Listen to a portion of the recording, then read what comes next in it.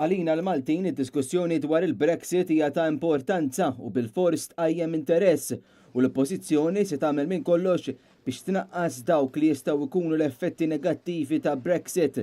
Dan qalu l-kap tal-Partit Nazzjonalista Adrian Delija f'artiklu li kiteb fis-Sunday Times of Malta dwar il-Brexit u kif dan se jħalli impatt fuq pajjiżna. Il-kap tal-Partit Nazzjonalista qal illum hemm eluf ta' ċittadini tar-Renju Unit li qisu lil Malta bħala d-dar tagħhom. Fuq in-naħa l-oħra tal-Munita hemm mijiet ta' ċittadini Maltin li jistudjaw u jaħdmu fir-Renju Unit. Għalhekk huwa fl-interess taż-żewġ nazzjonijiet tagħna li jiġu stabiliti arranġamenti biex jiġi żgurat fixkil minimu fil-ħajja ta' dawn il-familji u l-individwi. Adrian Delija qal li ż-żewġ pajjiżi żviluppaw ukoll rabtiet qawwija fis-settur tas-saħħa.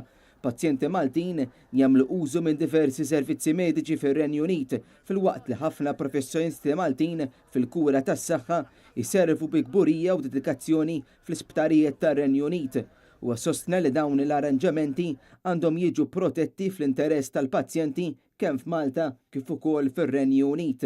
Fl-analiżi tiegħu Adrian Delija remarka kif il-Gvern Malti kienu għadu qed ikompli opera taħt isħab skur ta' korruzzjoni li tħalli danni serji fuq il-kredibilità ta' pajjiżna u sostna mingħajr dan il-pis Malta se ġibdet aktar investiment mir-Renju Unit.